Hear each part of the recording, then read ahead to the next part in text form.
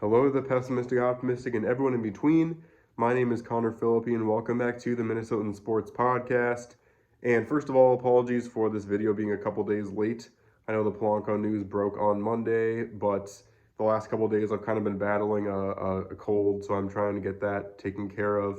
Also, the windows in my house are all being replaced, and so we had to move all of our furniture away from the windows, so it kind of made my YouTube setup unusable for the next few days. So I'm gonna have to just do a video for today.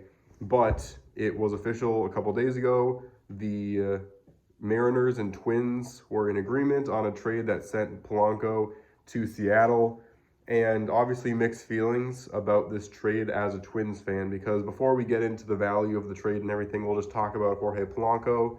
This is a player that, obviously I think this is a good move for the Twins, and we'll talk about why.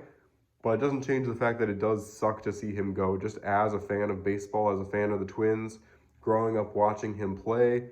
I can't remember, I think he is technically the most tenured player because him and Kepler came up kind of around the same time. But for sure, one of the two most tenured players on the Twins before he left. And so it is difficult in that way.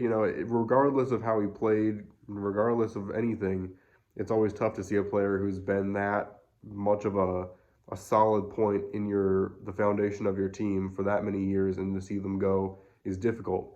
But going into the return for this, first of all, it was nice in general. I was just glad that the Twins were able to send Polanco away and get a team to take all of that contract, because Polanco had a $10 million payday coming this season. If we kept him on the team, we would have had to pay him for that. I was also concerned that we would have to take some of that contract in order to trade him away and get anything in return.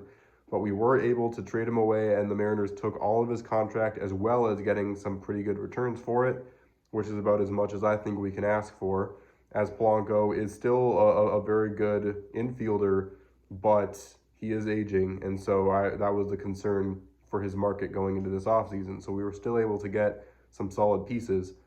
And first of all, why it made sense for the Twins to make this trade, the main reason is the Twins are in pretty solid shape for the future. Obviously, for the short term, it might have been a good move to keep Polanco for one more year, in the sense that I don't necessarily think, because we've got Julian, we have Brooks Lee all coming up.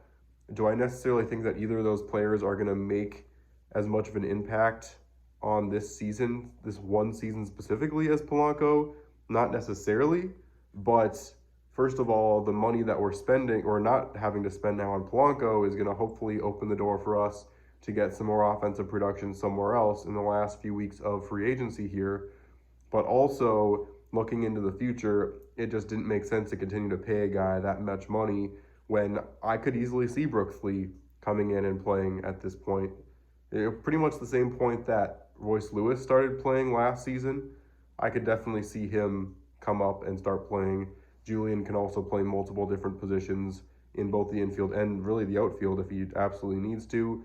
This is a season where we are already expecting to hope the young guys step up, and one guy in Polanco leaving is not going to change the fact that we're going to need a lot of production out of these young players. So it solidifies the fact that we're doubling down on that. As far as the return we got for him, first of all, again, we get $10 million now off the salary cap, or not salary cap because there's no salary cap for the MLB, but $10 million off of the payroll that we already cut by a good margin this season. So hopefully that will allow us to get some pitching or some offense, hopefully a solid everyday first baseman or outfielder.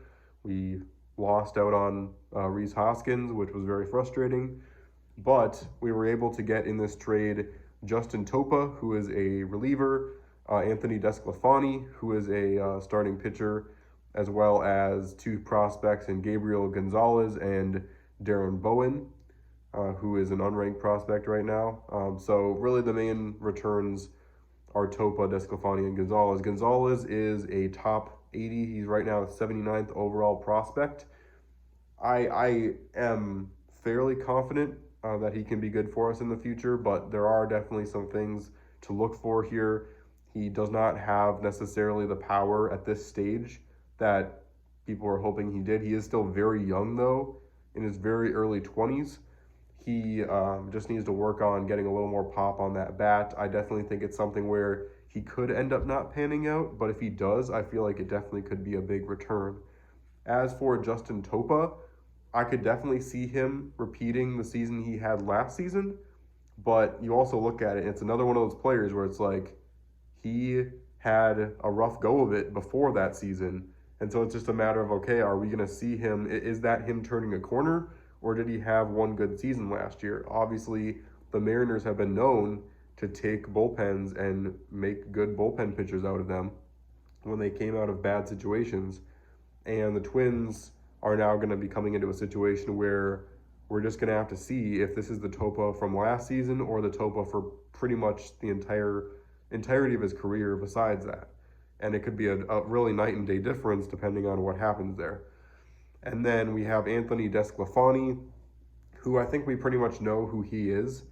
He is a guy that will eat innings for you. He's a guy that can be a 4 or 5 in your rotation and nothing more. This is not a player that we're going to want to start with any degree of confidence in the playoffs, but it's good depth. Again, to get Polanco and to be able to get another team to completely eat his contract and getting good depth guys like this, I'll definitely take that. So, Twins receive a couple good players in the pitching department, as well as a top 80 prospect for Jorge Polanco. Again, tough to see him go, but it was a move that made sense in every sense for every team involved in this trade. So let me know in the comments what you think about this. Definitely gets me even more excited about the Twins season. I definitely hope that being able to get rid of that contract means that we can sign another player. I'm hoping for Blake Snell. Jordan Montgomery right now is my top hope. I don't know if we're going to pay that much money for him, but we're going to have to see. As the market, as the season gets closer, maybe the market will slowly start to drop for those players, and they'll start to realize that what they're asking for is a little overweighted, and we'll see if we're able to sign with those players. Do not in the slightest expect Cody Bellinger to sign with us, just not. He's asking for way too much money, in my opinion, for us to be able to sign him. So we're going to have to see how that goes, but hoping we can get some sort of reliable starter on offense and also get some pitching help. If we can get at least one guy in both of those two departments, then I'll be happy going into this season. So again, let me know in the comments what you think, and I will see you on the flip side.